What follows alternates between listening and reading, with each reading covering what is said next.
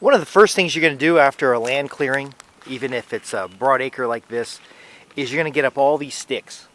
You know, you can run a cart along and get all these sticks up into a cart and use them in a hugelkultur or a brush dam like we have down here. But it's a big mistake to go ahead and take this land and then get your topsoil on top of it right away. You really want to, if you're going to clear a big piece of land like this for growing on it, you want to immediately get it under cover crop. Now, it's okay if you're going to end up putting topsoil over your cover crop. It's okay. If you get a cover crop growing and you get some of these areas secured and you get that started, you at least have a foundation to hold the soil in place. But here's why you don't just immediately cover it with your topsoil, or in this case we're going to use rotten wood chips. First off, the infrastructure may not be complete. So there are some areas in here that still need to be graded out, some additional soil added, some slope adjusted. Out the back here we'd like to get a little more backyard. But we don't know when the contractors will be here to get that done. So if the contractors are here next week, that's fine. They're just going to cover up a little bit of straw and a little bit of seed. Not a big deal. Straw and seed's pretty cheap compared to the excavation work or the loads of soil. But if they don't come for 3 weeks, if they don't come for a month for some reason, then I would have naked bare soil. So immediately you want to get everything covered up. You want to find, after each phase of your project, a time to reconcile all the books. You want to make sure everything is accounted for, all your costs, all your equipment, all your materials. Stuff disappears from job sites all the time. You want to make sure that you've accounted for everything that you've purchased and you've engaged in the activities at hand. So cover crops, I have volumes of seeds, 50 to 100 pounds of seeds.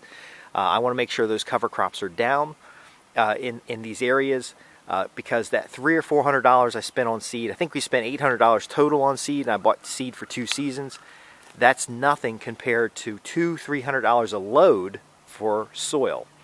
Now, if the soil all washes down the hill and goes down in the woods, then we've just flushed money down the toilet, literally. You also want to make sure that your not only that your covers are in place, but you also want to make sure that you give your land a little bit of time to rest so that you can adjust your design plan. So in this plan, I had to have the road a little wider in order to get the dump trucks through. The road is not level contour because we need to get access to the back lot, so it slopes down into the back lot. The brush dam at the bottom isn't as desirable as I like, so we'll have to walk the brush dam and cut it because there wasn't enough soil on site to bury it.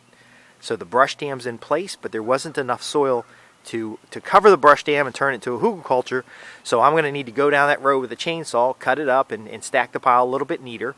And then we're going to take just brush from the neighbors' lots and just kind of put brush over it until it's more smooth, and then wood chips to fill in the blanks. Because it wasn't something that, the inside is tight and crimped, but it wasn't something they could spend a lot of time crimping, because usually they crimp it one time, cover it with soil. But again, in this case, there wasn't enough soil. We're going to remark all the property lines. We're going to start marking for contours. See, all that stuff can be done while the cover crop is taking place. You'll notice all these drains out here. Well, we want to get the rain gutters taken care of so that we don't have channeling on the hill. And these are temporary drains.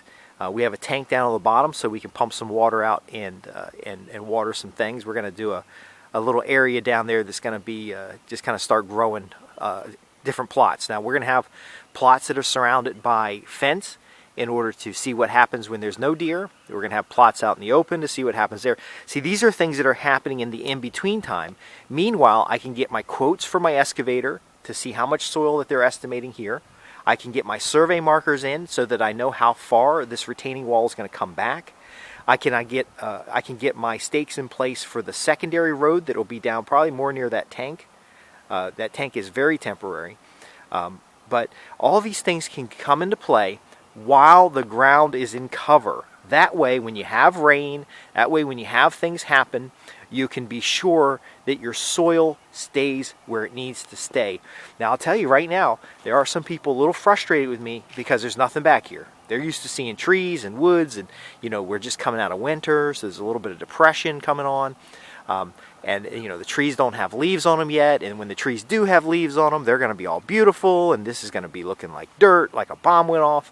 But that's how this project works. That's how these things work. What would you expect with all the trees removed?